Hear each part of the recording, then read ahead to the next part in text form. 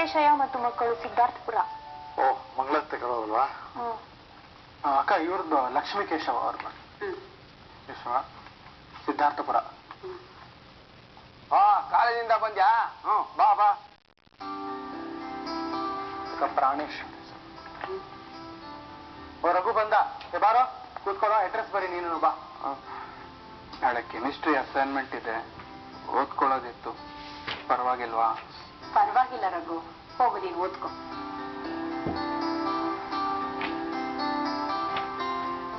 ಚಂದ್ರಕಾಂತ, ಮದುವೆಗೆ ಸೂಟ್ ಹೊಲ್ಸಿದ್ಯಾ? ಅವನು ಅದೆಲ್ಲ ಬೇಡ ಅಂತ ಹೇಳಿದ್ನಪ್ಪ. ಮದುವೆ ಸೂಟ್ ಬೇಡ ಅನ್ನ. ಸೂಟ್ ಇಲ್ದೇ ಇದ್ರೆ ಮದುವೆ ಹೆಂಗಾಗುತ್ತೋ? ನಮ್ ಕಾಲದಲ್ಲಿ ಸೂಟ್ ಇಲ್ದೇ ಇದ್ರೆ ಮದುವೆಗೆ ಒಪ್ಕೊಂತಿರ್ಲಿಲ್ಲ. ಮಧು ಆತರ ಅಲ್ಲಪ್ಪ, ಅವನ ಅದನ್ನೆಲ್ಲ ಎಕ್ಸ್ಪೆಕ್ಟ್ ಮಾಡಲ್ಲ. ಮತ್ತೆ ರಿಸೆಪ್ಷನ್ಗೆ ಹೆಂಗ್ ಹೋಗ್ತಾನೆ? ರಿಸೆಪ್ಷನ್ಗ? ಯಾವ ರಿಸೆಪ್ಷನ್ಗೆ? ಅಲ್ಲ, ಬೇರೆಯವ್ರ ಮದುವೆ ರಿಸೆಪ್ಷನ್ಗೆ ಸೂಟ್ ಹಾಕೊಂಡು ಹೋಗ್ಬೇಕಲ್ಲ. ಬೇರೆ ರಿಸೆಪ್ಷನ್ ಹೋಗಕ್ ಸೂಟ್ ಹಾಕ್ಬೇಕು? ನಮ್ ಕಾಲದಲ್ಲಿ ಯಾರೇ ರಿಸೆಪ್ಷನ್ ಕರೀಲಿ ಸೂಟ್ ಹಾಕೊಂಡೇ ಹೋಗ್ತಾ ಇದ್ದಿದ್ದು. ನಾನು ನನ್ ಮದ್ವೆ ಸೂಟ್ ಇನ್ನ ಇಟ್ಕೊಂಡಿದ್ದೀನಿ. ಯಾರಾದ್ರೂ ಮದ್ವೆ ಕರೆದ್ರೆ ಆ ಸೂಟ್ ಹಾಕೊಂಡೇ ಹೋಗೋದು. ಸುಮ್ಮನಿರಪ್ಪ, ಸಾಕಾ ಸೂಟ್ ವಿಚಾರ. ಕಲ್ಯಾಣಿ, ಅಂಗಡಿ ಚಂದ್ರಪ್ಪನವ್ರ ಹೆಸರೆಲ್ಲ ಇದೆ ತಾನೆ ಲಿಸ್ಟ್ ಅಲ್ಲಿ? ಇದೆ. ಎಲ್ಲ ಹೆಸರು ಇದೆ ತಾನೆ? ಎಲ್ಲ ಹೆಸರು ಇದೆ ಅನ್ಸುತ್ತೆ, ನೋಡ್ತಾ ಇದ್ದೀನಿ. ಆದ್ರೂ ಒಂದಲ್ಲ ಒಂದ್ ಹೆಸರು ಬಿಟ್ಟು ಹೋಗೇ ಇರುತ್ತೆ. ನನ್ ಫ್ರೆಂಡ್ಸ್ ಹೆಸರೆಲ್ಲ ಇದೆ ತಾನೆ ಲಿಸ್ಟ್ ಅಲ್ಲಿ? ಹಾಪ, ನಿಮ್ ಸೋಮಾರಿ ಕಟ್ಟೆ ಫ್ರೆಂಡ್ಸ್ ಲಿಸ್ಟ್ ಎಲ್ಲ ಇದೆ. ಆಮೇಲೆ ನಿಮ್ ಬಳಗದವ್ರ ಹೆಸರು ಕೊಟ್ಟಿದೀವಿ. ನನ್ ತಮ್ಮ ಕಿರಣ್ ದಾಸ್ ಹೆಸರು ಇದೆಯಾ? ಇದೆ. ಅವನ್ ಕರಿಬೇಡಿ, ಅವನ್ ಸ್ವಲ್ಪ ಐಲ್ ಪೈಲು. ಎಲ್ರು ಅವನ್ನ ಹುಚ್ಚ ಡಾಕ್ಟ್ರು ಅಂತಾರೆ.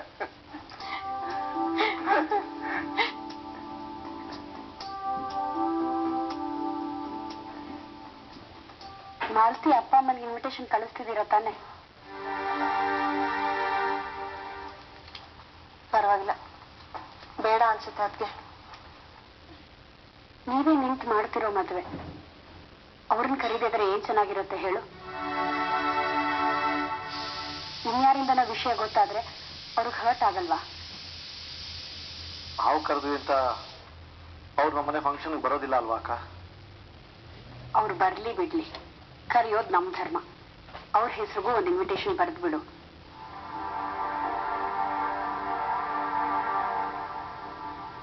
ಹಳೇದೆಲ್ಲ ಮರ್ತು ಅವ್ರನ್ನ ಕರೆದು ಬಿಡೋ. ಸರಿ. ಆಮೇಲೆ ಲಿಸ್ಟ್ ಅಲ್ಲಿ ನಮ್ಮೂರವ್ರು ಯಾರ ಹೆಸರು ಬಿಡಬಾರ್ದು. ಆಮೇಲೆ ಸಿಟ್ಟಾಗೆಲ್ಲ ಕೇಳ್ತಾರೆ, ಯಾಕೆ ಕರ್ದಿಲ್ಲ ಅಂತ. ಶಶಿ, ನಿನ್ ಫ್ರೆಂಡ್ಸ್ನೆಲ್ಲ ಕರ್ದಿದ್ಯಾ ತಾನೆ? ನನ್ನ ಫ್ರೆಂಡ್ಸ್ ಹೆಸರೆಲ್ಲ ಲಿಸ್ಟ್ ಅಲ್ಲಿ ಇದೆ. ಫಸ್ಟ್ ಅವ್ರ ಹೆಸರೇ ಬರ್ದಿರೋದು. ಮದ್ವೆಗೆ ಅವರೇ ಅಲ್ವಾ ಬಂದು ಓಡಾಡೋದು. ಈಗ ಇನ್ನೊಂದು ಲಿಸ್ಟ್ ಮಾಡ್ಬೇಕು, ಯಾರ್ಯಾರನ್ನ ಮನೆಗೆ ಹೋಗಿ ಕರೆಯೋದು ಅಂತ.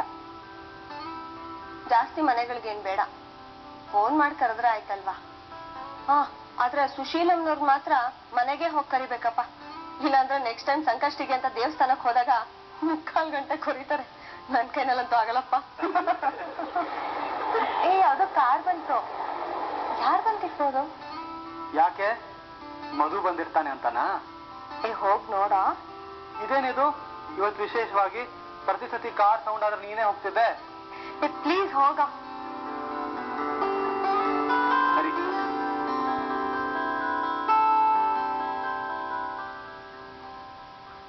ಮಾವ ಬನ್ನಿ. ಅಕ್ಕ, ವೈಜಯಂತಿ ಅವರಪ್ಪ ವಿಶ್ವನಾಥ್ ಮಾವ ಬಂದ್ರು. ಡಾಕ್ಟರ್ ವಿಶ್ವನಾಥ್ ಅವರು ಚೆನ್ನಾಗಿದ್ದೀರಾ? ಚೆನ್ನಾಗಿದೆ. ನೀವು ಫಸ್ಟ್ ಕ್ಲಾಸ್. ಬನ್ನಿ ಮಾವ.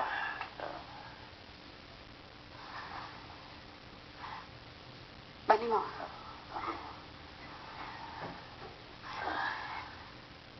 ವೈಜಯಂತಿ ಹೇಗಿದ್ದಾಳೆ ಮಾವ? ಚೆನ್ನಾಗಿದ್ದಾಳಮ್ಮ. ಮತ್ತೆ ನೀವು ಹೇಗಿದ್ದೀರಿ ಮಾವ? ಪರವಾಗಿಲ್ಲ, ಚೆನ್ನಾಗೇ ಇದ್ದೀನಿ. ಅದೇ ಇಲ್ಲೇ ಆ ದೇವಸ್ಥಾನದ ಹತ್ರ ನನ್ನ ಹಳೆ ಫ್ರೆಂಡ್ ಒಬ್ರು ಪ್ಲಾಂಟರ್ ಕಾರಿಯಪ್ಪ ಅಂತ, ಅವ್ರು ನಾನು ಸ್ವಲ್ಪ ದುಡ್ಡು ಕೊಡ್ಬೇಕಾಗಿತ್ತು. ಹಾಗೆ ಕಲೆಕ್ಟ್ ಮಾಡ್ಕೊಂಡು ಹೋಗೋಣ ಅಂತ ಬಂದೆ. ಓ, ಪೀಸೆ ಕರಿಯಪ್ಪ ಹೇಗಿದ್ದಾರೆ? ಅವ್ರ ಆರೋಗ್ಯ ಸರಿ ಇರ್ಲಿಲ್ವಂತೆ. ಹೌದು, ಪಾಪ ಈಗ ಸುಧಾರಿಸ್ಕೋತಾ ಇದ್ದಾರೆ. ಅವ್ರ ಮಗ ಫಾರಿನಲ್ಲಿದ್ದ, ಅಲ್ಲೇ ಹೋಗಿ ಫಾರಿನ್ ಲೇಡಿ ಕಟ್ಕೊಂಡು ಸೆಟ್ಲ್ ಆಗ್ಬಿಟ್ಟ. ಕರಿಯಪ್ಪನವರು ತಾವೊಬ್ಬರೇ ಆಗ್ಬಿಡ್ತೀವಿ ಬೇಜಾರು ಮಾಡ್ಕೊಂಡ್ಬಿಟ್ಟು ಹೀಗಾಗ್ಬಿಟ್ಟಿದ್ದಾರೆ. ಹೇಗಿದ್ರು ಒಳ್ಳೆ ಪೈಲ್ವಾನ್ ತರ ಇದ್ರು. ಮೀಸೆ ತಿರುಗಿಸ್ಕೊಂಡು ರಸ್ತೆಯಲ್ಲಿ ಬರ್ತಾ ಇದ್ರೆ ಎಲ್ಲಾರು ಗಡ ಗಡ ನಡ್ಗೋರು. ಈಗ ಮಾತ್ರ ಸಣ್ಣಕ್ಕಾಗ್ಬಿಟ್ಟಿದ್ದಾರೆ. ಆದ್ರೆ ಮೀಸೆ ಮಾತ್ರ ಹಾಗೆ ತಪ್ಪಕ್ಕಿದೆ. ಅವ್ರು ಬಂದ್ರೆ ಬರೀ ಮೀಸೆನೇ ಬಂದಾಗ.